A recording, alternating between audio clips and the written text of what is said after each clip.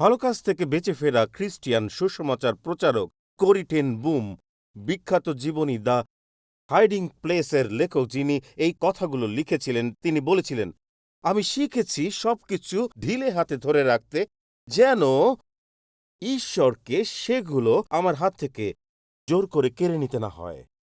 আমি আবারও এই কথা বলছি, কারণ আমি বারবার এই কথায় ফিরে আসবো আজকের প্রচারে। আমি শিখেছি সবকিছু ঢিলে হাতে ধরে রাখতে, যেন ঈশ্বরকে সেগুলো আমার হাত থেকে জোর করে কেড়ে নিতে না হয়। আমি বিশ্বাস করি যারা সত্যিকারে ঈশ্বরকে আরাধনা করে তারা শুধু তাদের হাত তোলে না, বরং তাদের হাত থাকে মুক্ত এবং শিথিল। তারা বলে, হে ঈশ্বর, সবকিছুই তোমার, সবকিছু আমার, সবকিছুই তোমার। আমি বিশ্বাস করি এটাই সত্য। আরাধনায় আমাকে আর আমার পরিবারকে নিউ ইয়র্ক শহরে নিয়ে এসেছে। হ্যাঁ, ঈশ্বরেরই আরাধনায় এনেছে। আমি এটা পরে ব্যাখ্যা করব। আমি গান বাজনা নিয়ে বলছি না, সঙ্গীত নয়, বরং আরাধনায় আমাদেরকে এই শহরে নিয়ে এসেছে। আর আমি বিশ্বাস করি ঈশ্বর আমাদের ফিরিয়ে আনতে চান এই বিষয়টির বাইবেল ভিত্তিক সংজ্ঞায়। দুঃখজনক হলেও সত্য, অনেকেই আরাধনাকে মনে করে ধীর লয়ের গান আর প্রশংসা মানে দ্রুত লয়ের গানকে। কিন্তু বাইবেল আমাদের এমন শ্রেণীবিন্যাস শেখায় না। আজ আমি আপনাদের একটা প্রশ্ন করতে চাই, যা গুরুত্বপূর্ণ প্রশ্ন। সেটা হলো, আজকে কি আমরা আরাধনা করেছি? আমি জানি আমরা তালি দিয়েছি, হালেলুয়া বলেছি, জোরে গান গেয়েছি, কিন্তু আমরা কি সত্যি আরাধনা করেছি? বাইবেলীয় শিক্ষাকে বুঝতে ও শিখতে শুরু করার জন্য দারুণ একটা জায়গা আছে। আমি উভয় নেতাদেরই বলছি, এখানে যারা পাস্টররা রয়েছেন এবং যারা অনলাইনে দেখছেন। আমি আজ আপনাদের এমন একটা বিষয় বলতে চাই যা আমাকে বহুবার সাহায্য করেছে, এমন একটি টুল যা আমার আত্মিক যাত্রায় প্রতিবার সত্যিই কাজে লেগেছে। যারা বাইবেল অধ্যয়নের জন্য আন্তরিক, তাদের জন্য এটি খুবই গুরুত্বপূর্ণ। একটি পদ্ধতি আছে যা আমাকে অনেক সাহায্য করেছে। এটার নাম প্রথমবার ব্যবহারের নিয়ম বা সর্বপ্রথম উল্লেখের নিয়ম। এটি কি, কখন এটি ব্যবহার করবেন, বিষয়টি আপনাদেরকে সহজ করে বুঝিয়ে বলছি, মনোযোগ দিয়ে শুনুন। বাইবেল কোনো একটি নির্দিষ্ট শব্দ প্রথম কোথায় ব্যবহৃত হয়েছে সেটা খুঁজে বের করা আজকের বিষয় হবে আরাধনা। আর এটা হবে আমাদের শুরুর সংজ্ঞা। আমরা সেখানে শুরু করে এগোতে থাকব, কারণ সেখান থেকে পবিত্র আত্মা প্রথম শুরু করেছিলেন। এটাই প্রথম ব্যবহারের নিয়ম। আমি এটা লিখেছিলাম কারণ বিষয়টি বারবার মনে আসছিল। আমার জন্য এটিই ছিল সবকিছুর শুরু। প্রথম ব্যবহারের নিয়ম হলো একটি ভবনের ভিত্তিপ্রস্তরের মতো অন্য সব পাথর ওই পাথরকে কেন্দ্র করে স্থাপন করা হয়। পবিত্র আত্মা একইভাবে কাজ করেন। এটি একটি অলৌকিক বই যা আমরা প্রতিদিন পড়ি। এটি একটি অলৌকিক বই, তাই ঈশ্বর প্রথমবার যখন কোনো শব্দকে সেখানে বাছাই করে রেখেছেন তখন তার একটি কারণ আছে। আর মণ্ডলী হিসেবে আমাদের জন্য গভীর ও তাৎপর্যপূর্ণ বিষয় হল, পবিত্র শাস্ত্রে আরাধনা শব্দটি প্রথম যেখানে ব্যবহৃত হয়েছে তা আমাদের কাছে একেবারেই অপ্রত্যাশিত। শুনুন, সেখানে কোনো কিবোর্ড ছিল না, কোনো মাইক্রোফোন ছিল না। প্রথমবার যখন শব্দটা ব্যবহৃত হয়েছিল তখন কোনো গানের দল ছিল না, কোনো স্টেজ ছিল না, লাইটও ছিল না, আর কোনো মণ্ডলীর, এটা শুনতে খারাপ লাগছে কিন্তু সেখানে সেখানে কোনো স্মোক মেশিন ছিল না, কোনো এলইডির দেয়াল ছিল না, লবিতে কেউ কফি বিক্রি করছিল না। তাই আরাধনার জন্য সেখানে কিছুই ছিল না। এই আরাধনার সময় শুধু দুইজন লোক উপস্থিত ছিল। একজন ছিলেন ১০০ বছর বয়সী একজন বৃদ্ধ, আর আরেকজন ছিল একজন কিশোর। আর আজকে আমি চাই সেই ১০০ বছরের বৃদ্ধ আমাদেরকে আরাধনা কি তা শেখান। কোথায় সেটা, পাস্টর টিম? এটা আদি পুস্তক ২২ অধ্যায়ের ঘটনা। সেই সময় যখন ঈশ্বর আব্রাহামকে বলেছিলেন তার একমাত্র পুত্র ইসহাককে উৎসর্গ করতে। এটা অচিন্তনীয় এবং ইতিহাসে নজিরবিহীন ঘটনা। তবুও এটি সেই সংজ্ঞা যা ঈশ্বর নিজে বেছে নিয়েছেন। সেই স্থানে ঈশ্বর আরাধনা শব্দটি প্রথম ব্যবহার করলেন এবং বললেন, এখান থেকেই শুরু করো। আরাধনা মঞ্চ থেকে নয়, সঙ্গীত থেকেও গড়ে তোলো না। আরাধনা গড়ে তোলো এখান থেকে, এই পবিত্র ভূমি থেকে যেখানে আরাধনা শব্দটি প্রথম ব্যবহৃত হয়েছে। সেখানে আজ আপনাদের নিয়ে যাব। আদি পুস্তক ২২ অধ্যায়। চলুন তাহলে আপনাদের পড়ে শোনায় কি লেখা আছে। এই সমস্ত ঘটনার পর ঈশ্বর আব্রাহামকে এক পরীক্ষায় ফেললেন। ঈশ্বর তাকে ডাকলেন, আব্রাহাম। আব্রাহাম উত্তর দিলেন, এই যে আমি। ঈশ্বর বললেন, তোমার ছেলেকে, অদ্বিতীয় ছেলে ইসহাককে, যাকে তুমি এত ভালোবাসো, তাকে নিয়ে তুমি মরিয়া এলাকায় যাও। সেখানে যে পাহাড়টার কথা আমি তোমাকে বলবো, তার উপরে তুমি তাকে পুরনো উৎসর্গ হিসেবে উৎসর্গ করো। সেই জন্য আব্রাহাম, এটা আমি যতবারই পড়ি প্রতিবারই আমাকে নাড়া দেয়। দ্বিতীয় পদে ঈশ্বর যে আদেশ করলেন, মানুষটি ভোরবেলায় উঠেই সেই আদেশ পালন করতে চলে গেল। খুব ভোরে উঠে একটা গাধার পিঠে গদি চাপালেন, তারপর তার ছেলে ইসহাক ও দুজন দাসকে সঙ্গে নিলেন, আর পুরানো উৎসর্গের জন্য কাঠ কেটে নিয়ে যে জায়গার কথা ঈশ্বর তাকে বলেছিলেন সেদিকে রওনা দিলেন। 4 পথ 3 দিনের দিন অব্রাহাম চোখ তুলে চাইতে দূর থেকে সেই জায়গাটা দেখতে পেলেন। প্রিয় টাইম স্কয়ার মণ্ডলী, তখন তিনি তার দাসদের বললেন, তোমার গাধাটা নিয়ে এখানেই থাকো, আমার ছেলে আর আমি ওখানে যাব। আর আর এর পরের শব্দের জোরে বললেন, ওখানে আমরা আরাধনা করব। সর্বপ্রথম এখানেই ব্যবহৃত হয়েছে, আমরা আরাধনা করব এবং তোমার কাছে ফিরে যাব। টাইম স্কয়ার চার্চ, এক মুহূর্তের জন্য ভাবুন, ঈশ্বর আব্রাহামকে বললেন সেই অলৌকিক সন্তান ইসহাককে পুড়িয়ে উৎসর্গ করতে, আর আব্রাহাম এই কাজটাকেই বললেন আরাধনা। আর ঈশ্বর এটাকেই বেছে নিয়েছিলেন আরাধনার মূল অর্থ বোঝাতে। না কোনো কিবোর্ড, না কোনো সাউন্ড স্টুডিও, ঈশ্বর পবিত্র শাস্ত্রের এই অংশটাকে বেছে নিলেন আর বললেন এটাই হলো আরাধনা। কল্পনা করুন 100 বছরের এক হতবুদ্ধি মানুষ কিংবা এক কিশোর যার মনে প্রশ্ন, এটা কি হচ্ছে? আর ঠিক সেই মুহূর্তে ঈশ্বর আমাদের জন্য আরাধনার সংজ্ঞা নির্ধারণ করতে যাচ্ছেন, একটি মণ্ডলীর জন্য যারা পথ হারিয়ে ফেলেছে।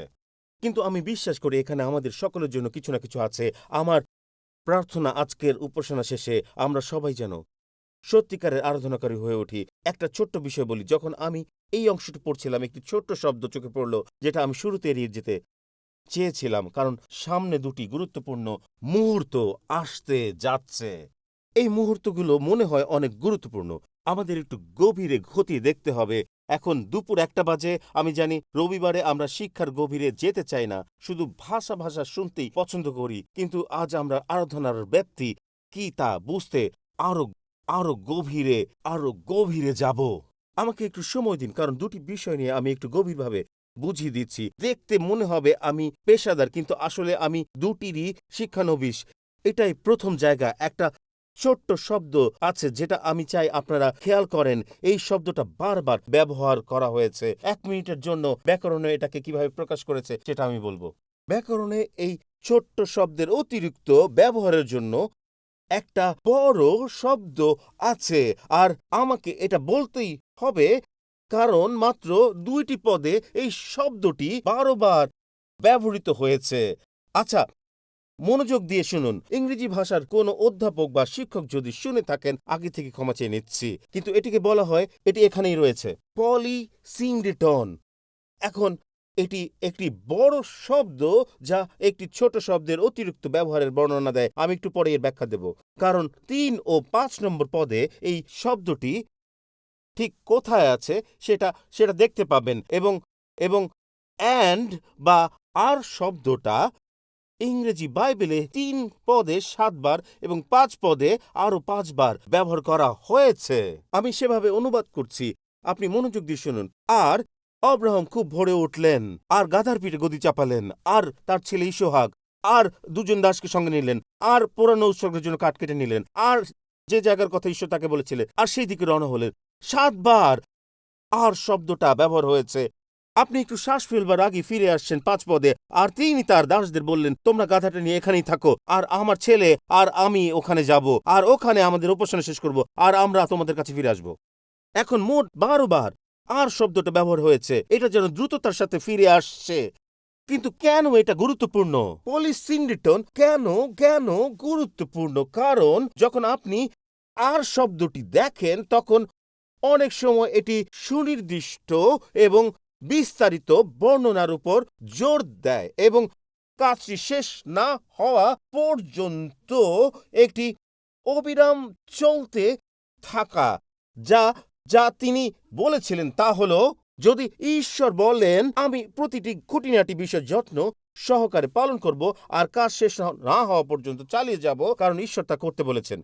এটা নিঃশ্বাস না দিয়ে নিরবিচ্ছিন্নভাবে চালিয়ে যাওয়া। তাই আপনি কাজটা শেষ না হওয়া পর্যন্ত চালিয়ে যেতে থাকেন। এটাই আব্রাহামের করণীয় ছিল। ঈশ্বর তাকে বললেন, তোমার ছেলেকে মরিয়া পাহাড়ে নিয়ে যাও। তারপর হঠাৎ করেই একের পর এক ঘটনা দ্রুত গতিতে ঘটে। তিনি ভোরবেলায় উঠলেন, এবং আপনি দেখবেন এই আর শব্দটি বারবার এসেছে। 12টি বাক্যাংশ এই আর শব্দটির মাধ্যমে একসাথে যুক্ত হয়েছে, আর এই 12টি আর আসলে একটি দিকেই ইঙ্গিত করছে, তা হলো একটি বাধ্যতার কাজ। অব্রাহাম কি প্রকাশ করেছিলেন? এটা ছিল আরাধনা। তিনি যা বলেছিলেন, দ্রুত ধারাবাহিকভাবে সম্পূর্ণভাবে কাজটি সম্পূর্ণ করতে হবে। আর আশ্চর্যের বিষয় হলো, যেটাকে অব্রাহাম আরাধনা বললেন, টাইম স্কোয়ার চার্চ, সেখানে গানের কোনো উপস্থিতি ছিল না। কেউ গান গাইছিল না, তবুও এটাকে আরাধনা বলা হয়েছে।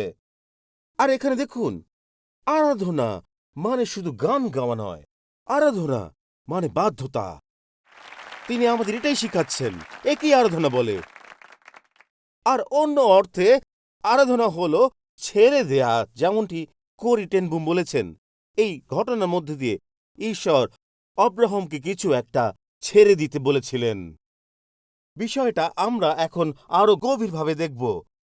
মহান বাইবেল শিক্ষক কে আর্থার, যিনি এভাবে বলেছেন, তিনি বলেছেন, যদি তুমি ঈশ্বরকে না জেনে খ্রিস্টীয় জীবন যাপন করার পরিকল্পনা করো এবং তার বাধ্য না থাকো, লেখক বলছেন, তাহলে পরিকল্পনা শুরুই করো না। কারণ খ্রিস্টীয় জীবন মানে এমন, কথাটা আমার অনেক ভালো লাগে, এটা নাগরিকত্বের পরিবর্তন, শাসন ব্যবস্থার পরিবর্তন, এটা আনুগত্যের পরিবর্তন। যদি খ্রিস্টকে আপনার জীবনের অধিপতি হতে না দেন, তাহলে খ্রিস্ট ধর্ম ভুলে যান। এটা আপনার জন্য নয়। সত্যি সত্যি বন্ধুরা, আপনি জানেন এর মানে কি? এটা হলো ছেড়ে দেবার মনোভাব। তিনি আমাদের বোঝাতে চেয়েছেন যে ধরে রেখো না। কারণ যখন আমরা বলি আমরা আরাধনা করেছি, তার মানে হলো আমরা সবকিছু ঈশ্বরের জন্য ছেড়ে দিচ্ছি এবং বলছি, হে ঈশ্বর, তুমি সবকিছুর নিয়ন্ত্রণ নাও, তোমার কাছে কিছু সীমাবদ্ধ নয়। কিন্তু আজকাল আমাদের আরাধনা ভুল পথে যাচ্ছে এবং ভুল কিছুতে রূপ নিচ্ছে।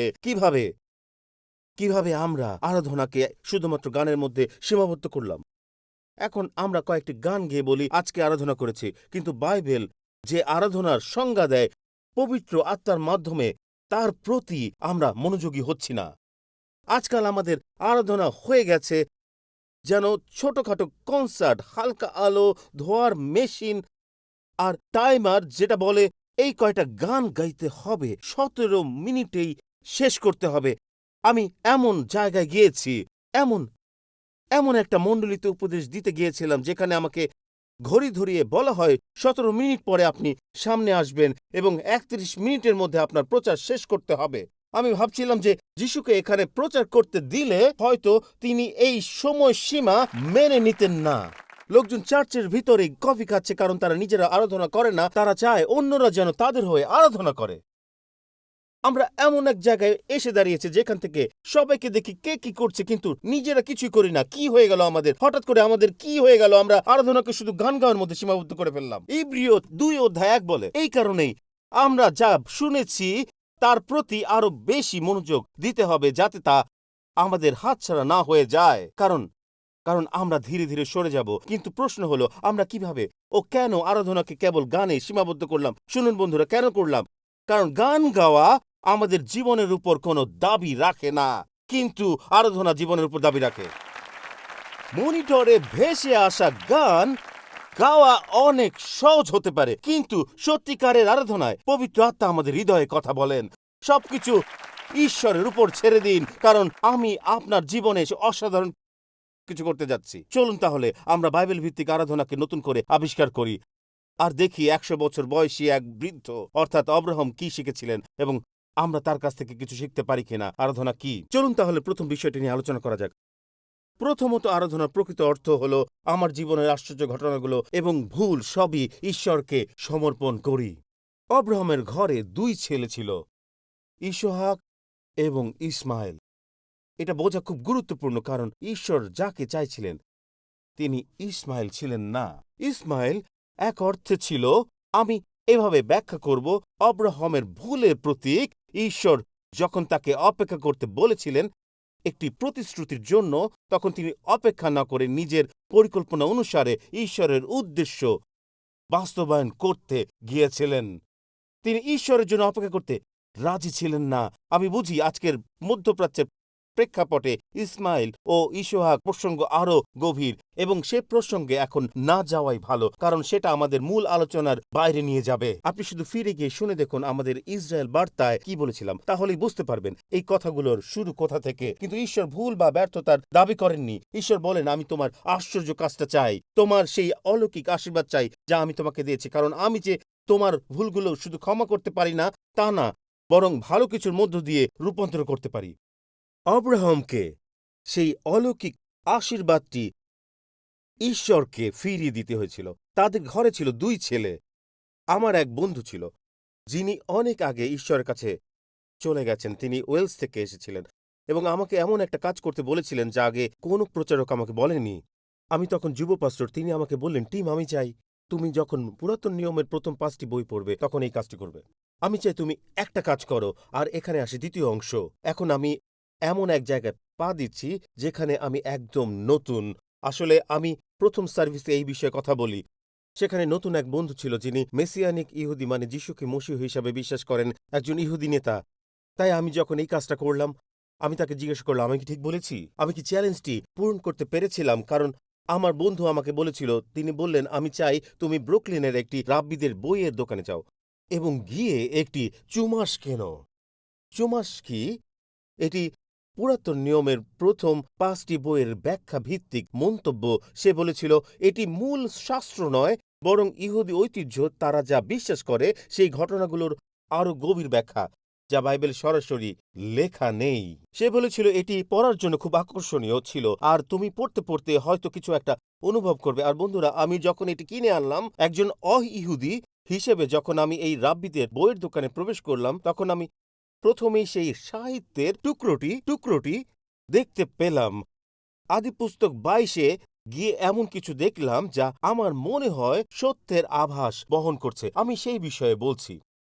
আদিপুস্তক 22 অধ্যায় 2 শুধু একটি আদেশ ছিল না, বরং আপনি যখন এটি পড়েন তখন মনে হবে এটি ছিল একটি কথোপকথন। আমি আবার বলছি, আদিপুস্তক 22 অধ্যায় 2 শুধু ঈশ্বরের ইসহাককে নিয়ে যাও বলার মধ্যে সীমাবদ্ধ ছিল না, বরং ইহুদি ঐতিহ্য অনুযায়ী সেখানে এক ধরনের কথোপকথন চলছিল। একে অপরের মধ্যে প্রতিক্রিয়া দেওয়া হচ্ছিল, আর তারা যা বলেন তা হলো এই। বলল, যখন আপনি কমাগুলো দেখেন তখন ইহুদি ঐতিহ্য বিশ্বাস করে এটি ছিল একটি কথোপকথন। ঈশ্বর যা বলছিলেন তা নিয়ে আব্রাহাম নিজের প্রতিক্রিয়া প্রকাশ করছিলেন। ঐতিহ্য মতে কমা হলো একটি বিরতি, যেখানে আব্রাহাম ঈশ্বরের অনুরোধের প্রতি প্রতিক্রিয়া দিচ্ছিলেন। আব্রাহাম ধীরে ধীরে নিজের ভালোবাসা বা অধিকার ছাড়ছিলেন একটা একটা করে, যেন ঈশ্বর আঙ্গুল আলগা করছিলেন, আর আব্রাহাম মনে মনে বাধা দিচ্ছিলেন। আপনি এমন কিছু চাইছেন যা আপনি অনেকদিন ধরে আঁকড়ে ধরে রেখেছেন, আর ঈশ্বর বলেন, আমি তোমার সঙ্গে এই বিষয় নিয়ে কথা বলবো। কিন্তু একটা কথা মনে রেখো, যদি তুমি ঈশ্বরের সঙ্গে তর্কে যাও তাহলে সবসময় ঈশ্বরই জিতেন। তাহলে আসুন আমি আপনাকে আবার এই পথটি দেখাই, তাহলেই আপনি বুঝতে পারবেন আমি কি বলছি। তিনি বললেন 22 অধ্যায়ের 2 পদে তিনি বলেন, এখন তুমি তোমার পুত্রকে নাও, সেখানে প্রচলিত মতে আব্রাহাম উত্তর দিতেন, তোমার একমাত্র পুত্রকে, সেখানে আব্রাহাম জবাব দিতেন, যাকে তুমি ভালোবাসো, ইসহাককে নিয়ে মরিয়া দেশে যাও। এখন এক মুহূর্তের জন্য এটি পর্দার সামনে রাখুন। যখন আপনি এটি দেখেন তখন এটি আমার কাছে অর্থবোধক মনে হয়, কারণ এটি দেখে মনে হয় যেন ইসহাক সম্পর্কে অতিরিক্ত বর্ণনা দেওয়া আছে। আপনি ভাবতে পারেন, তিনি তো জানেন আপনি কাকে বলছেন, কিন্তু এখানে অনেক বেশি বর্ণনা রয়েছে। তাই আমার ধারণা করি টেন বুম বলেছিলেন, আমরা একজন বিশ্বাসীর অন্তর্দৃষ্টি দেখতে পাচ্ছি যখন ঈশ্বর ধীরে ধীরে তার আঙ্গুলগুলো খুলে নিচ্ছেন। এবং এখন আমি আপনাদের পড়ে শোনাতে চাই ঈশ্বর কি বলেছিলেন।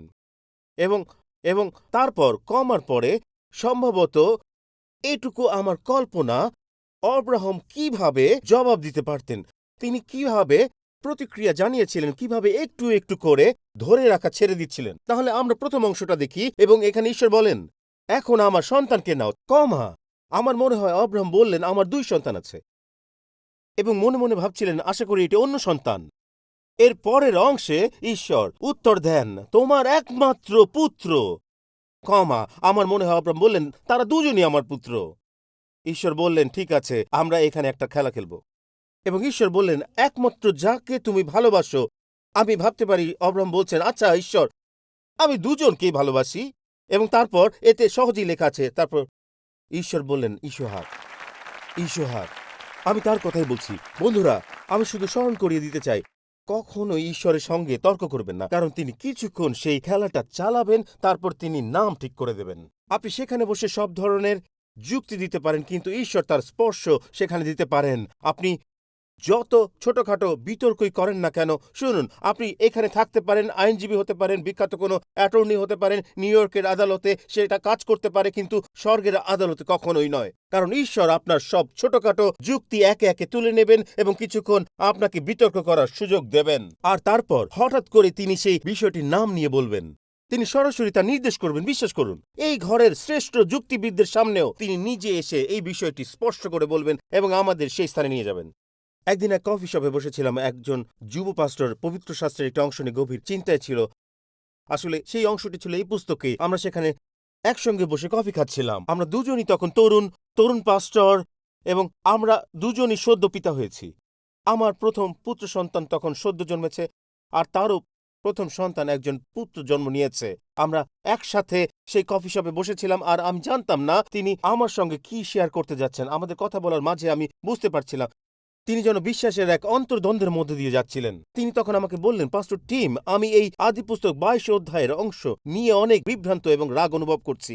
কিভাবে ঈশ্বর এমন অনুরোধ করতে পারেন? আমি কখনোই আমার ছোট্ট ড্যানিয়েলকে ত্যাগ করতে পারবো না। ছেলের নাম ছিল ড্যানিয়েল। তিনি বললেন, যেমন ঈশ্বর প্রশ্ন করছেন, কেন ঈশ্বর এমন দাবি শুরু করলেন? সেই মুহূর্তে তিনি ঈশ্বরের প্রতি গভীর অসন্তোষ এবং বিপক্ষতা অনুভব করছিলেন। আমি তখন বসে ভাবছিলাম, এটা অনেক বড়, এটা কোনো সাধারণ দ্বন্দ্ব নয়, এটি অনেক বড় কিছু একটা। আমি তাকে জবাব দিলাম, তোমাকে একটা কথা বলতে চাই। আমরা দুজনে জানি গল্পের শেষ অংশে ইসহাক মারা যায় না, ঈশ্বর ঝোপের মধ্যে একটি মেষ পাঠান। কিন্তু আমি বললাম, আমার উদ্বেগ হলো তুমি অব্রাহামের জন্য এতটা ব্যথিত হয়েছ। আমি বললাম, কিন্তু এটাকে আশ্চর্য না? তুমি সেই বাবার জন্য ক্ষুব্ধ না যে তার ছেলেকে মৃত্যুর দিকে ঠেলে দিয়েছে?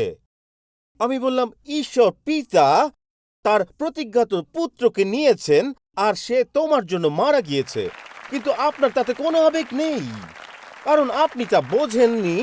ঈশ্বর বললেন, আমি চাই ইসহাক বাঁচুক, কিন্তু এমন দিন আসছে যখন আমি আমার পুত্রকে পাঠাবো, প্রতিশ্রুত পুত্রকে, যে সবার জন্য এবং পৃথিবীর সবার জন্য মারা যাবে। ঈশ্বর বলেন, এবং এই বিষয় নিয়ে উদ্বিগ্ন হও। তাই যদি কখনো আমাকে এমন প্রশ্ন করা হয়, যারা ব্যক্তিগত দুঃখ সহ্য করেছেন, তাদের পিতামাতা আমাকে এই প্রশ্ন করেছেন, তাদের প্রতি আমার হৃদয় গভীরভাবে সাড়া দেয়। ওনারা বলেন, আমার সন্তান যখন মারা গেল তখন ঈশ্বর কোথায় ছিলেন? আমি বলেছি, তিনি তখন একই স্থানে ছিলেন। তিনি স্বর্গে রয়েছেন এবং তিনি ঠিক কি করছেন তা তিনি সম্পূর্ণ জানেন। তিনি ঈশ্বর এবং একমাত্র ঈশ্বর। আরাধনা হলো ঈশ্বরকে দেওয়া, এবং দ্বিতীয়ত যা আপনার ভালো লাগে। এটাই কঠিন অংশ বন্ধুরা। শুধু যা আপনি চান না তা নয়, বরং যা আপনি ভালোবাসেন তাও। প্রকৃত আরাধনা শুধু গানের জন্য নয়, বরং আপনি যা ভালোবাসেন তা বিলিয়ে দিতে বলা। বিলি গ্রাহাম এটিকে এইভাবে বলেন, শুনুন মণ্ডলী, যখন আমরা খ্রিস্টের কাছে আসি তখন আমরা আর আমাদের কাছে পৃথিবীর সবচেয়ে গুরুত্বপূর্ণ লোক থাকি না। বন্ধুরা, ঠিক আছে, আপনাদের মধ্যে অনেকে মিস করে ফেলেছেন, আমি সাহায্য করি। যখন আমরা খ্রিস্টের কাছে আসি তখন আপনি বা আমি আর এই পৃথিবীর সবচেয়ে গুরুত্বপূর্ণ ব্যক্তি নই, কিন্তু খ্রিস্ট নিজের জন্য বেঁচে থাকার পরিবর্তে আমাদের জীবনে একটি উঁচু লক্ষ্য জন্ম নেয়। সেটি যিশুর জন্য বাঁচা। এই জন্যই আমরা বাঁচি। জানেন আরাধনা কি? মনোযোগ দিয়ে শুনুন। আরাধনা গান গাওয়া নয়। আরাধনা বলে, আমার কোনো সীমানা নেই, আসুন এবং আপনার যা ইচ্ছা করুন প্রভু। আরাধনা বলে, কোনো কিছু সীমাবদ্ধ নয় ঈশ্বর। আরাধনা মানে ঈশ্বর যে কোনো কিছুই চাইতে পারেন। হ্যাঁ, আমি জানি আপনি হয়তো রাগ করবেন, কিন্তু আমি এটা করি। মনোযোগ দিয়ে শুনুন। আপনার জীবনে এমন কোনো সম্পর্ক নেই, কোনো স্বপ্ন বা লক্ষ্য বা ব্যবসা, কোম্পানি, বন্ধু বা সম্পদ নেই যার পূর্ণ মালিকানা কেবল আপনার নিজের। সবকিছুর মালিক ঈশ্বর। চলুন এটি খুব পরিষ্কারভাবে বুঝে নেই। আমরা স্বেচ্ছায় আমাদের অতীত ও পাপ ঈশ্বরের কাছে রেখে বলি, হে ঈশ্বর, আমাকে ক্ষমা করুন, আমি ক্ষমা চাই, আর তিনি ক্ষমা করেন। কিন্তু তিনি এটাও বলেন, আমি তোমার পাপ ক্ষমা করব এবং সেই জীবনের মালিকানাও গ্রহণ করব। আমরা সেই অংশটা চাই না, কিন্তু সবই তার অধিকারভুক্ত। একটি গান আছে, আমরা সেটা শেষেই গাইব। একটা গান আছে যা আমি আমি গাইছি এবং ঈশ্বরের কাছে প্রার্থনা করছি যেন আমি এটা ভিন্নভাবে গাইতে পারি। আমি এই গানটি ভালোবাসি, কিন্তু আমার মনে হয় যে আমি এটা প্রকৃত আরাধনা হিসেবে গাই না। আর এটা সেই গান, এটি এভাবে বলে, তুমি যোগ্য সবকিছুর। আসুন গাই। তুমি যোগ্য, কারণ সবকিছুই তোমার থেকে এসেছে। আর সবই তোমায় দিই, তুমি মহিমার যোগ্য। আসুন আরেকবার গাই, তুমি যোগ্য সবকিছুর। তুমি যোগ্য সবকিছুর। আসুন আরেকবার গাই, তুমি, কারণ সকল কিছুই তোমা থেকেই, আর সবই তোমাকেই দেই। আর সবই তুমি মহিমার যোগ্য। তুমি মহিমার যোগ্য। দেখুন, তোমার থেকেই সমস্ত কিছু আসে। এই অংশটা আমরা স্বাচ্ছন্দ্যে গ্রহণ করি, কিন্তু সকল কিছুই তোমারই উদ্দেশ্যে। এই কথাটি গানটির আসল চ্যালেঞ্জ। আমরা ঈশ্বরের কাছ থেকে সবকিছু গ্রহণ করতে ইচ্ছুক, কিন্তু সবকিছু আবার তার হাতে ফিরিয়ে দিতে চায় না। ইয়োব বলেছিল, প্রভু দেন। এটা আমরা ভালোবাসি, কিন্তু প্রভু কেড়ে নেন, এটা আমাদের ভালো লাগে না। কিন্তু তারপর ইয়োব বলল, প্রভুর নাম ধন্য হোক। এটাই আরাধনা। তিনি বলেন, তুমি দিয়েছ, তুমি নিতে পারো, আর আমি আরাধনা করব। এটিতে কি বুঝলেন? এটা ইয়োব তার 1:21 তিনি বলেন, প্রভু দেন এবং প্রভু কি করেন? প্রভুর নাম ধন্য হোক, আমি আরাধনা করব। তুমি যখন দিচ্ছ আমি আরাধনা করব, তুমি যখন নিচ্ছ তবু আমি আরাধনা করব। তুমি আজ সমস্ত প্রশংসার যোগ্য। আরাধনা মানে ঈশ্বরকে বলা যে আমার জীবনে কোনো প্রবেশ নিষেধ এমন চিহ্ন নেই। আমার সমস্ত জীবন ঈশ্বরের সম্পত্তি। আমার পূর্ণ অধিকার আছে। এখন শুনুন, তোমার পূর্ণ অধিকার আছে কারণ তুমি কি আমার সঙ্গে? পাঠ করুন, তোমার পূর্ণ অধিকার আছে কারণ তুমি। ঠিক এভাবেই একসাথে করি। আসুন এটি খুলি এবং হাতে নিয়ে আবার পড়ি। চলুন আমার সাথে সাথে পড়ুন। তোমার পূর্ণ অধিকার আছে কারণ তুমি এই সমস্ত কিছুর যোগ্য। আপনি কি বুঝতে পেরেছেন আজ কেন এখানে বসে আছেন? কারণ ঈশ্বর পেনসিলভেনিয়ার পাহাড়ে এক মানুষকে খুঁজে পেয়েছিলেন যিনি কোনো প্রবেশ নিষেধ চিহ্ন লাগাননি। আর ঈশ্বর বললেন, আমি তোমার রাতগুলো চাই, আমি তোমার সন্ধ্যাটিও চাই, আমি তোমার টেলিভিশন দেখার সময় চাই। টেলিভিশন বিক্রি করে দাও, আর রাতের বেলা টেলিভিশন দেখার বদলে আমি চাই তুমি প্রার্থনা শুরু করো। আসুন, হে ঈশ্বর, আমি কঠোর পরিশ্রম করি। আমি ডেভিড উইলকারসনের মুখে কমা দেখতাম, কঠোর পরিশ্রম করি, তবু আমি বেশি সময় চাই। এটা তো শুধু একটা টক শো। আর আমি সেই কমাগুলো আসতে দেখছিলাম। আর ভাই ডেভ সেই টেলিভিশন সেটটি বিক্রি করে দিলেন। আর কে জানতো তার এই অনগত্যের অপর পাশে কি অপেক্ষা করছিল? তিনি সেই টেলিভিশন সেটটি সরিয়ে ফেললেন। নিজের বাড়ির বাইরে পাহাড়ের চূড়ায় দাঁড়িয়ে থাকা একটি পুরনো গাড়িতে বসে রাত্রে প্রার্থনা করতেন। আর একদিন একটি ম্যাগাজিন খুলে দেখলেন গ্যাং সদস্যদের একটি আদালতের দৃশ্য। আর তখনই ঈশ্বর বললেন, যাও ও ছেলেদের সঙ্গে কথা বলো। আর ডেভিড উইলকারসন এখানে আসলেন। তিনি সেই 4 জন ছেলের সঙ্গে কথা বলার সুযোগ পর্যন্ত পাননি যারা বিচারের মুখোমুখি ছিল, কিন্তু তিনি কথা বললেন আরেকজন তরুণ গ্যাং নিকি ক্রুজের সঙ্গে। আর কেউ ভাবতেও পারেনি যে নিজের ইসুহাক অর্থাৎ সময়, নিজের সন্ধ্যা, এই সব কিছু ছেড়ে দিয়ে ঈশ্বর বলবেন, আমি তোমাকে নিকি ক্রুজকে দেব, আমি তোমাকে কিশোর চ্যালেঞ্জ দেব। এবং সেখান থেকে নিউ ইয়র্ক শহরে ঠিক মাঝখানে শুরু হয় একটি মণ্ডলী, টাইম স্কয়ার চার্চ। কে এটা ভেবেছে যে এমন কিছু ঘটবে? আমি আপনাদের বলছি, আরাধনায় আমাকে নিউ ইয়র্ক সিটিতে এনেছে। যখন ঈশ্বর বললেন, তোমার পরিকল্পনার উপর থেকে তোমার হাত সরিয়ে নাও। বন্ধুরা, এটা কি আশ্চর্যজনক নয় যে যখনই নিজের পরিকল্পনা নির্ধারণ করেন ঈশ্বর তখনই পুরো বিষয় ওলটপালট করে দেন? সত্যি বলছি। আর তিনি এটা করেন সবচেয়ে অপ্রস্তুত সময়ে। তিনি বলেন, আমি তোমাকে মহামারীর সময় নিউ ইয়র্কে পাঠাবো, কিন্তু তোমাকে পাঠানোর আগে আমি পুরো পৃথিবীকে 2 সপ্তাহের জন্য বন্ধ করে দেব, আর তারপর তুমি 18 মাস ধরে থেমে থাকবে। কিন্তু আমি তোমার মধ্যে কিছু করতে যাচ্ছি, তবে তার আগে তোমার সময়সূচি, তোমার স্বাচ্ছন্দ্য আর তুমি যা করতে চাও সেসব থেকে তোমার হাত তুলে নিতে হবে। এবং আমি চাই তুমি এখন এই মুহূর্তে যা আমি চাই তা করো। এই কারণে বন্ধুরা আমি একটা প্রার্থনা শিখছি। আমি এটা আপনাদের আগেও শিখিয়েছি। আমি সেই প্রার্থনা শিখেছি একজন আলবামার যুবক পাস্টরের কাছ থেকে। তিনি বলেছিলেন, ঈশ্বরের উত্তর হলো হ্যাঁ। আপনার প্রশ্নের আগেই সবসময়ই হ্যাঁ, এটি সবসময় হ্যাঁ। আপনি যাই বলেন না কেন বন্ধুরা, এটাই হলো আরাধনা। এই জন্যই এখানে কোনো কিবোর্ড নেই, কোনো সঙ্গীত নেই, কোনো মাইক্রোফোন নেই। কারণ যখন আপনি গীত সঙ্গীত পুস্তকে আরাধনার কথা পড়েন, তখন সেটা সুর বা বাক্যযন্ত্রের বিষয় নয়। শুনুন, এটি শুনুন, দাউদ কেমন করে বলেন। তিনি বলেন, আসুন আমরা গান গাই ও আরাধনা করি না, এসো আমরা মাথা নিচু করে তাকে শ্রদ্ধা জানাই, আমাদের সৃষ্টিকর্তা সদাপ্রভুর সামনে হাঁটুপাতি। আর তিনি কি বলেছিলেন? যখন আপনি আরাধনা করেন তখন আপনি নিজেকে সমর্পণ করেন। যখন আপনি আরাধনা করেন আপনি বলেন, তুমি কর্তৃত্ব রয়েছে। যখন আপনি আরাধনা করেন তখন আপনি বলেন, আমার জীবনে কিছুই তোমার সীমার বাইরে নয়। এটাই প্রকৃত আরাধনাকারী করেন। আরাধনাকারীরা গান গায় না, আরাধনাকারীরা ঈশ্বরের সামনে নিজেকে নত করে। আজ আপনি তাই গেয়েছেন কোরাসের সঙ্গে। যখন ইউহা, নোয়া এবং মার্ক সেই গানটি বাজাচ্ছিল, প্রথম গানটি, যার নাম হচ্ছে তোমার বেদিতে, আপনি এটি গেয়েছেন। হ্যাঁ প্রভু, আমাদের জীবনের বাকি দিনগুলোর জন্য। আপনি কি সত্যি তা বোঝাতে চেয়েছিলেন যখন আপনি বললেন, হ্যাঁ ঈশ্বর, আমার জীবনের বাকি দিনগুলোর জন্য, নাকি শুধু হাততালির সুরে ভেসে গিয়েছিলেন? তাহলে আসুন আজ আমরা প্রকৃত আরাধনাকারী হই। হাতটি উঠান, হাতটি ছেড়ে দিন এবং বলুন, হে ঈশ্বর, আমার জীবনের সমস্ত দায়িত্ব তোমার। তুমি এখন আমার জীবনের একমাত্র কর্তৃত্বকারী। সতীজন, এখানেই আমরা শেষ করছি। আপনি হয়তো বিশ্বাস করবেন না, কিন্তু দাঁড়িয়ে যান, আমি শেষ করছি।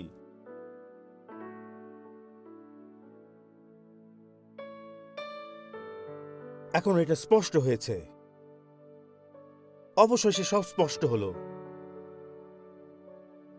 আরাধনা কি এটা বোঝার পর, আরাধনা হলো সবকিছু ছেড়ে দেয়া। আরাধনা হলো তার সামনে হাঁটু গেড়ে বসে বলা, সবকিছু তোমারই, তুমি সবকিছুর যোগ্য। এটাই আরাধনা। ঈশ্বর যখন তার সব সাহায্যকারী হাত সরিয়ে নেয়, এই নাও আমার জীবন, হে ঈশ্বর, আমার ডিগ্রি নিয়ে নাও, আমার সমস্ত লক্ষ্য নিয়ে নাও। আপনি আজ এখানে বসে থাকতে পারেন, হয়তো আপনি জাতিসংঘে কাজ করেন, হয়তো এখানে বসে থাকতে পারেন আপনি ব্রডওয়েতে আছেন, কলেজ স্পোর্টসে বা পেশাদার দলের পক্ষে রয়েছেন, বা ওয়াল স্ট্রিটে কাজ করেন। আমি জানি না আপনি কে, কিন্তু সবকিছু তারই, কিছুই আপনার নয়। লোকেরা সব সময় বলে যে এটা আমার ডিগ্রি, আমি এর জন্য কঠোর পরিশ্রম করেছি, এবং আমি তাদের দিকে তাকিয়ে বলি, আপনাকে কে দৃষ্টি দিয়েছিল বোর্ড দেখার জন্য? কে চোখ দিয়েছে যাতে পড়তে পারেন? কে ক্লাসে হাঁটার জন্য পা দিয়েছিল? কে দিয়েছিল বুদ্ধি? আসুন আমরা খুব সাবধান হই যখন বলি এটা আমার কোম্পানি, এটা আমার ডিগ্রি। আমি শুধু বলতে চাই, যদি আপনি একজন খ্রিস্টান হন তবে এটা আপনার নয়, এটা ঈশ্বরের, সবকিছুই তার।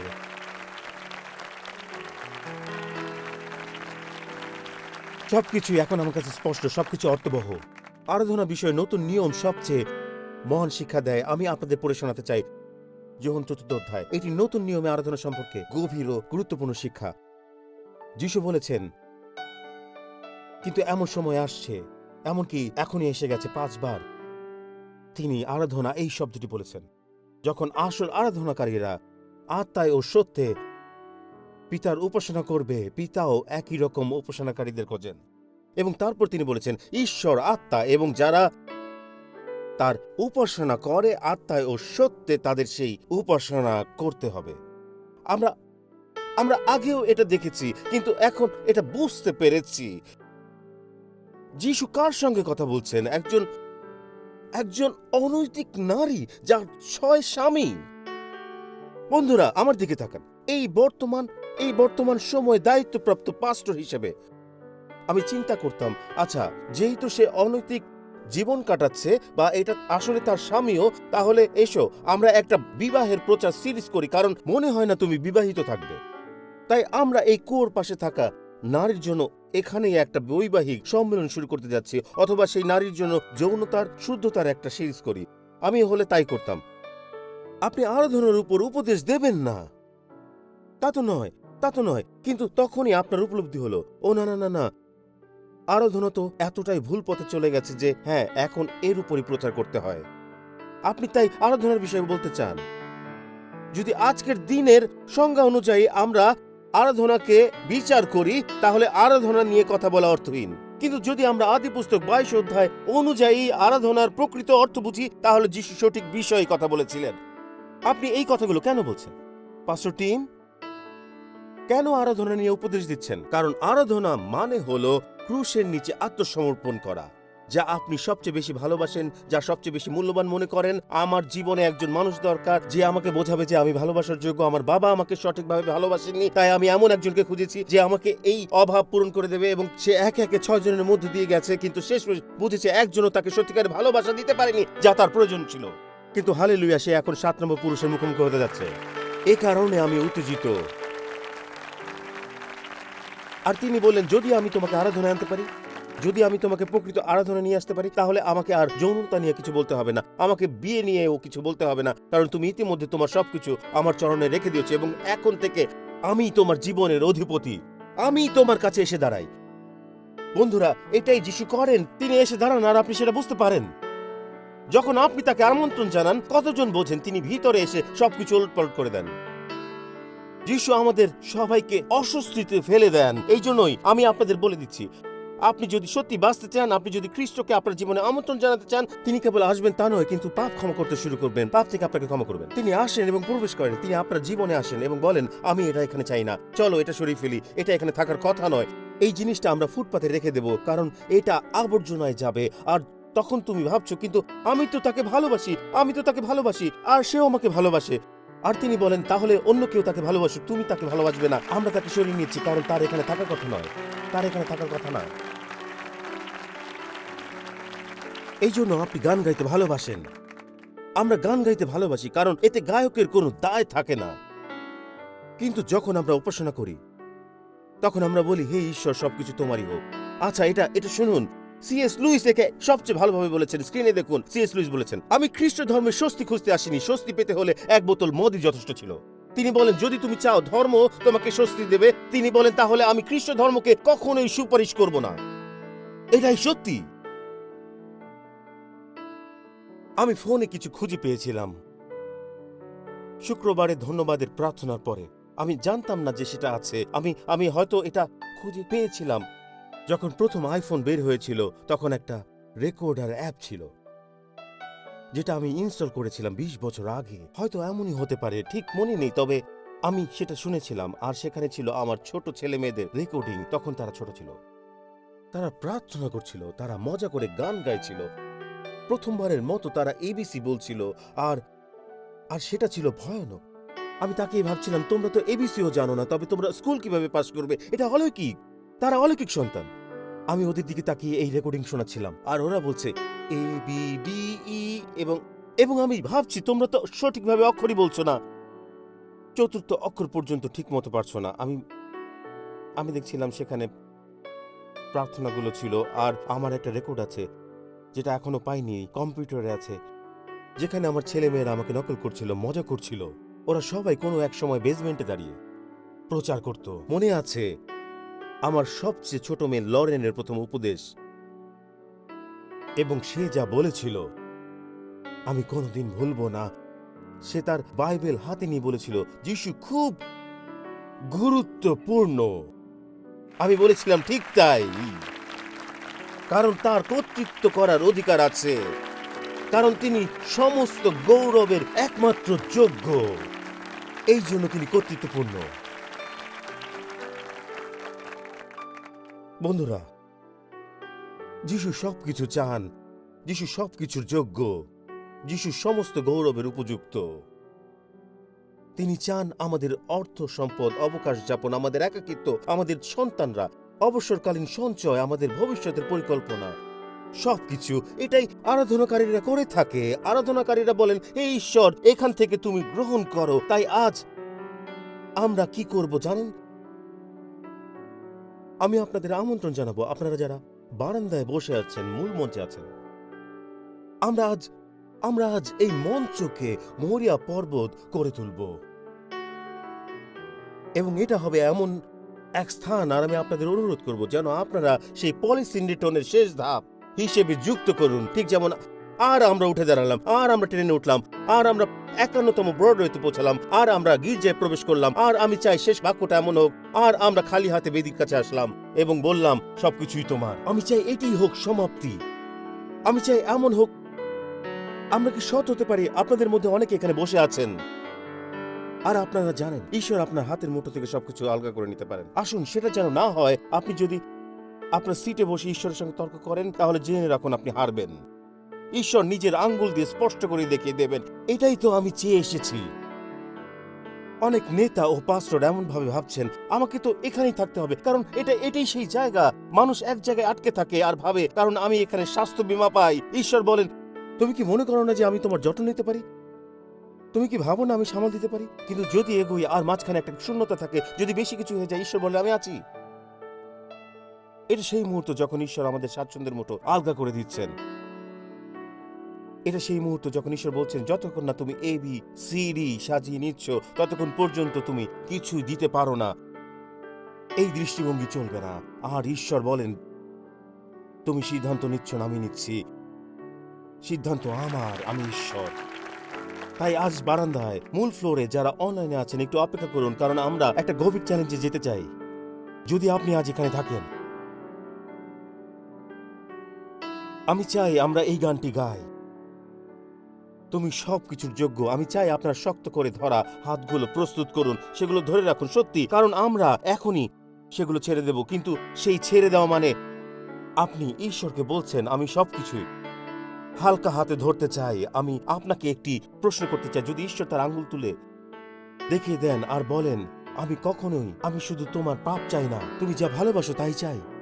আমি শুধুমাত্র চাই না যে তুমি, হে ঈশ্বর, আমার এই আসক্তি দূর করে দাও। ঈশ্বর বলেন, আমি তা করতে পারি, কিন্তু আমি চাই সেটুকু যা তুমি ভালোবাসো, তুমি ছেড়ে দিতে চাও না। সেই মানুষটি, সেই নারী, সেই অনুসারী, আমি এটা করব, এটা অর্জন করব, এবং এই রকম সবকিছু ঈশ্বর বলেন, শুধু শুধু ছেড়ে দাও, আমাকে করতে দাও, আমাকে করতে দাও, আমাকে নিয়ন্ত্রণ নিতে দাও। কারণ দেখো কি হয়। একটু দাঁড়ান, আপনার মুষ্টিটা একটু খুলুন, কারণ আপনাকে দেখতে খারাপ লাগছে। আপনার মধ্যে কেউ আমি আপনার জন্য বলছি, আমি চিন্তা করছি, ঠিক আছে তো, এটা কঠিন হতে পারে, আমাদের নিরাপত্তা বাহিনী লাগতে পারে। এটাই আমি আমার জীবনে শিখেছি। যারা কাহিনী শেষ জানে তারা জানে অব্রাহাম যখন ছুরিটি তোলে এবং ইসহাকের উপর চালাবে, তখন একজন স্বর্গদূত এসে হস্তক্ষেপ করে। তারপর ঝোপের মধ্যে দেখা যায় একটা ভেড়া।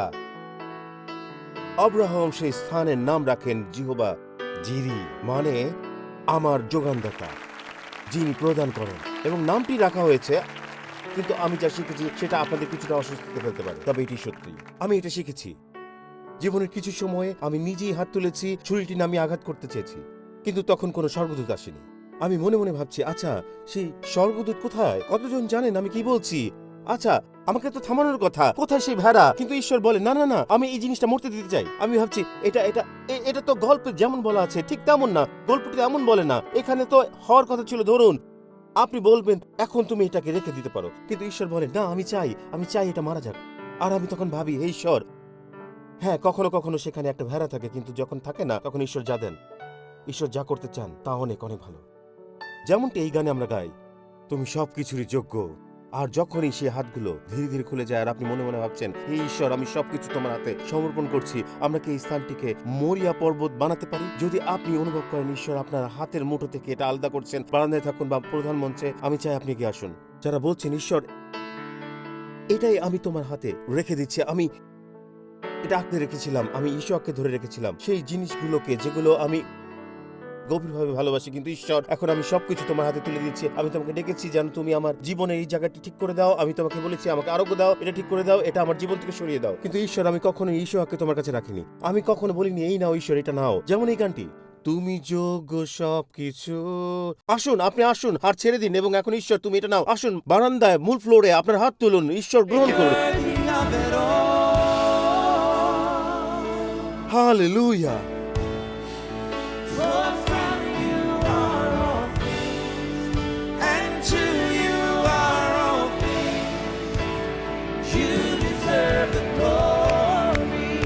আসুন তাকে বলা শুরু করি, তুমি সমস্ত প্রশংসার যোগ্য।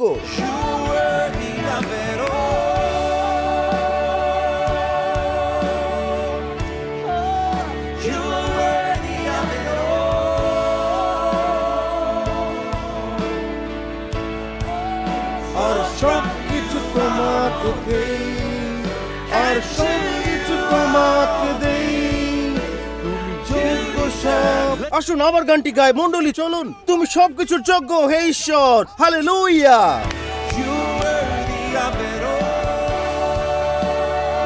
হাতগুলো খুলে দিন, হাতগুলো খুলে দিন।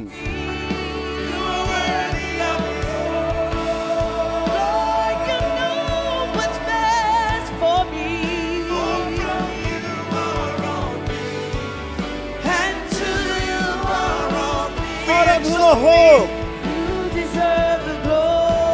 আসুন হাত তুলি।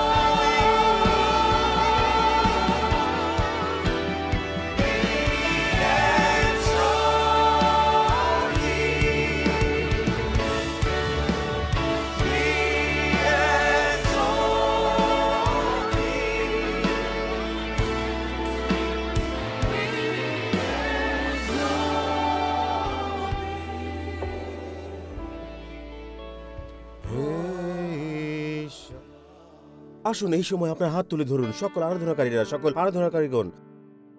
এই মুহূর্তে শুধু বলুন, বলুন তুমি সবকিছুর যোগ্য। আপনি কি তাকে বলবেন তুমি সবকিছুর যোগ্য? আমি এই মুহূর্তে সমস্ত কিছু তোমার কাছে সমর্পণ করছি হে ঈশ্বর। আমি কিছুই আর ধরে রাখছি না। আমার নিজের পরিকল্পনা যা ছিল, আমার সময়সূচি যা ছিল, আপনাদের অনেকে এখানে আছেন যাদের উপর ঈশ্বর পরিচর্যার আহ্বান দিয়েছেন। আপনি বলেছেন আমি তা করব, কিন্তু আমাকে কিছু কাজ শেষ করতে হবে। আমি অর্থ উপার্জন করতে চাই, আমি কাজটি সম্পূর্ণ করতে চাই। আমি চাই আমি এখানে আসার আগে শেষ হয়ে যাক। এবং ঈশ্বর বলেন এখনই এটি আমার কাছে সমর্পণ করো। আসুন এখনই তাকে সমর্পণ করুন। আপনার মধ্যে কাউকে ঈশ্বর একটি দেশের জন্য আহ্বান করেছেন, ঈশ্বর আমাদের একটি জাতির জন্য আহ্বান করেছেন, এমনকি আমাদের আহ্বান করেছেন নিজ জাতিতে সাক্ষী হবার। কিন্তু হে ঈশ্বর, আমরা এখন বিশ্বাস করছি দু হাত উত্তোলন করে শীতল হাত নিয়ে, হে ঈশ্বর তুমি সবকিছুর যোগ্য, তুমি সবকিছুর যোগ্য হে ঈশ্বর। আমি নিজেকে উন্মুক্তভাবে উৎসর্গ করছি পিতা। আমার সমস্ত পাপ ও আসক্তি তোমার কাছে ক্ষমার জন্য তুলে দেই, কিন্তু আমি যা ভালোবাসি সেটি আমি আগলে রেখেছি। আর আজকের দিনে হে ঈশ্বর তুমি তাই চাইছো সবকিছু।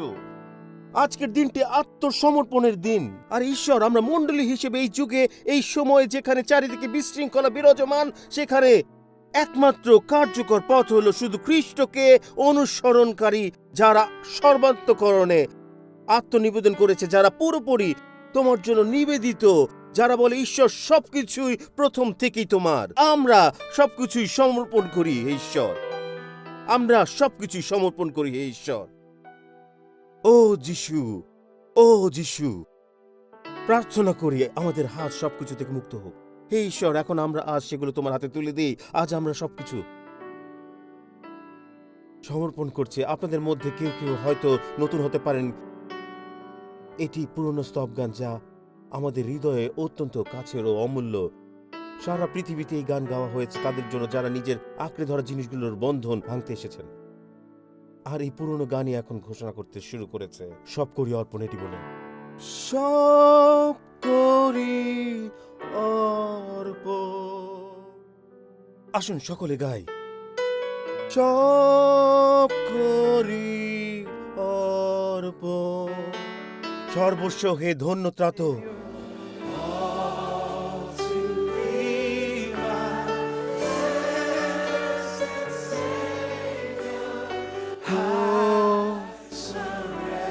আসুন আপনি যদি এটি পারেন এবং যদি নতুন হয়, আসুন সকলে আরেকবার গায় সব করি অর্পণ।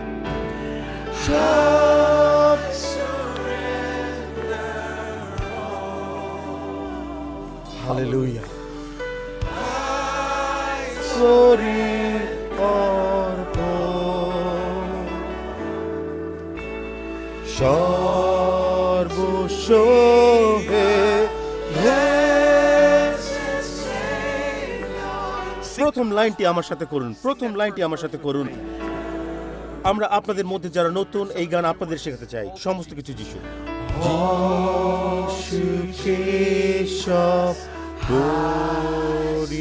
ও নিঃশেষে দান সকল করি। আমি সর্বদা তাকে ভালোবাসবো, বিশ্বাস করবো।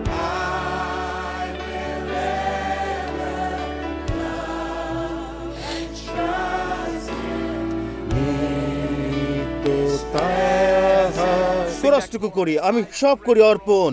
আসুন টাইমস স্কয়ার চার্চ।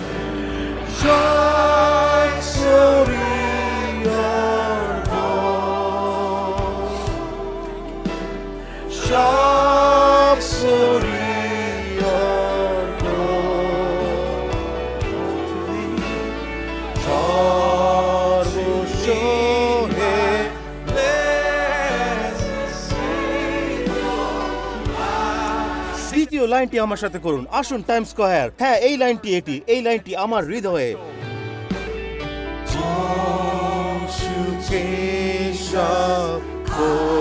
এটি গীত তার 95 অধ্যায়। নম্রভাবে তার পায়ে নত হই। এটাই তো প্রকৃত আরাধনা।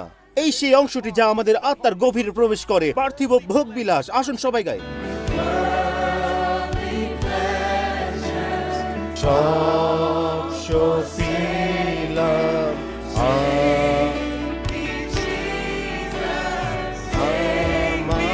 সব করি সমর্পণ।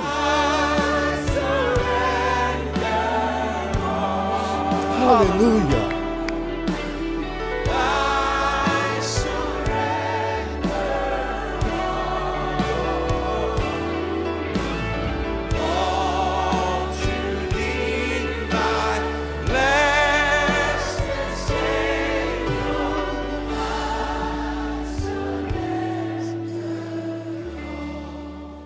কয়েক সেকেন্ডের জন্য আমার দিকে তাকান। সমস্ত মস্তক উত্তোলন করে সকল চোখ খোলা থাকুক।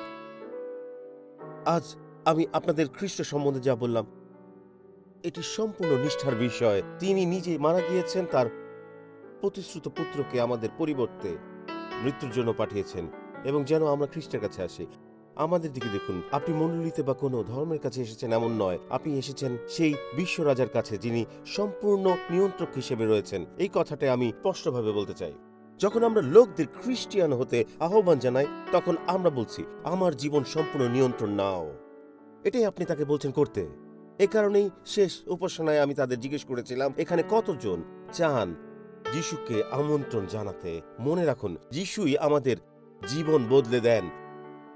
যদি না চান তিনি আপনার জীবনে প্রবেশ করুন, যদি না চান তিনি আপনার জীবনের কোনো অংশ স্পর্শ করুন, তাহলে খ্রিস্টান হওয়ার চেষ্টা করবেন না। গত উপাসনায় আমরা লোকদের হাত নামাতে বলেছিলাম, কিন্তু আমি দেখলাম আরো অনেক হাত উঠলো। আমি ভাবলাম হাত অনেক বেশি উঠেছে, তাই বললাম আপনার হাত নামান, আপনার হাত নামান। আপনি বুঝতে পেরেছেন কি? যখন তিনি আপনার জীবনে আসবেন তখন সবকিছু পাল্টে দেবেন। কিন্তু আমি আপনাদের বলছি, যখন আমি আমার জীবনের নিয়ন্ত্রণে থাকি তখন আমি সবকিছু ধ্বংস করে ফেলি। আমার জীবনের নিয়ন্ত্রণ যিশুকে দরকার। তাই আমি আপনাকে কোনো মণ্ডলীতে রাখছি না, আপনাকে কোনো ধর্মের নামে আমন্ত্রণ জানাচ্ছি না। আমি আপনাকে আহ্বান জানাচ্ছি যেন আপনি বলতে পারেন, হে ঈশ্বর, তোমার পুত্রকে আমার জীবনে পাঠাও, আমার ভিতর বদলে দাও। তুমি যা ফেলে দিতে চাও ফেলে দাও। আমার জীবনের যে ঘর তা নতুন করে সাজাও। আমি আজ সবকিছুই তোমার কাছে সমর্পণ করে দিচ্ছি। তাই আপনার মাথা উঁচু রাখুন, চোখ খোলা রাখুন। অনলাইনে যারা রয়েছেন, যারা পৃথিবী জুড়ে, পোল্যান্ড থেকে যারা আমার কথা শুনুন, যুক্তরাজ্য, আমাকে মনোযোগ দিয়ে শুনুন, নেদারল্যান্ডস, অস্ট্রেলিয়া, নিউজিল্যান্ড, নাইজেরিয়া এবং দক্ষিণ আফ্রিকার সকলেই মনোযোগ দিন। যদি আপনি বলে থাকেন আমি চাই ঈশ্বর আমার জীবনে আসুন, আমার জীবনে কিছু জিনিস উল্টে পাঠিয়ে দিন, আর সবকিছু ঠিক করা দরকার, সেগুলো ঠিক করুন, তাহলে মন দিয়ে শুনুন। যদি আপনি সেই ব্যক্তি হন আর আপনি বলছেন তার কাছে আমার সব খারাপ, আমার সব ভালো, সবকিছুই এখন তার অধীনে, যদি আপনি বলেন এটাই আমি চাই, কোনো প্রশ্ন ছাড়াই আমি ঈশ্বরকে আমার জীবনে চাই, তাহলে আপনার হাত তুলে বলতে পারেন আমাকেও সেই প্রার্থনায় অন্তর্ভুক্ত করুন। ঠিক আছে, এখন হাত নামিয়ে নিন। আমি আপনাকে বলছি, ঠিক মতো বুঝেছেন তো? আপনারা বলছেন এখন থেকে সবকিছু তার হাতে। বুঝতে পেরেছেন? ঠিক আছে, এখন আপনি বলছেন তুমি এখন নিয়ন্ত্রণ হিসেবে রয়েছো। তার মানে হলো আপনি চান আমি যুক্ত থাকি, আপনি চান আমি জলে বাপ্তিস্ম গ্রহণ করি, আপনি চান আমি পবিত্র আত্মায় পূর্ণ হই। সবকিছুই এখন তোমার, প্রভু যিশু। এখন আমি আরেকবার জিজ্ঞেস করতে চাই, আপনি বলেছেন আমার তাকে প্রয়োজন, আমি তাকে চাই, আমার প্রভুকে প্রয়োজন। আপনার হাত উঁচু রাখুন। ঠিক আছে, আপনি হতবাক হয়ে গেছেন। আমি আর চারপাশে তাকিয়ে দেখছি এত মানুষ। হাতগুলো উঁচু রাখুন, একদম উঁচু করে। আরো হাত আছে কি? হ্যাঁ, আরো আছে, দেখুন সারা জায়গায়, বারান্দাতেও, নিচে, সর্বত্র। আর অনলাইনে যারা আছেন শুধু লিখে দিন, শুধু লিখুন আমি সবকিছু যিশুর হাতে তুলে দিচ্ছি। এটাই আমরা এখন করছি। আজ আমরা সবকিছু যিশুর হাতে দিচ্ছি। আমরা বলছি সবকিছু তুমি নাও প্রভু যিশু, সবকিছু নাও প্রভু যিশু। আসুন এখনই আমার সাথে এই প্রার্থনাটা করুন, এখনই আমার সাথে এই প্রার্থনা বলুন। প্রিয় প্রভু যিশু, আমি বিশ্বাস করি তুমি ঈশ্বরের পুত্র। আমি বিশ্বাস করি ক্রুশের উপরে তুমি আমার পাপ, আমার লজ্জা এবং আমার অপরাধ গ্রহণ করেছ এবং তুমি মরেছ। তুমি আমার জন্য নরকের মুখোমুখি হয়েছ, তাই আমাকে যেতে হবে না। মৃতদের থেকে উঠেছ আমাকে স্বর্গে একটি স্থান, পৃথিবীতে একটি উদ্দেশ্য এবং পিতার সাথে একটি সম্পর্ক দিতে। আজ প্রভু যীশু, আমার পাপ থেকে মন ফিরিয়েছি, আমার পাপ থেকে মন ফিরিয়েছি আবার জন্মগ্রহণ করতে। আসুন আমার সাথে এখন জোরে বলুন, ঈশ্বর আমার পিতা, যীশু আমার ত্রাণকর্তা, আর পবিত্র আত্মা আমার সহায়। বাইবেল আমার ঈশ্বর এবং স্বর্গ আমার ঘর, যীশুর নামে। আর সবাই বলুন আমেন, আমেন, হালেলুয়া।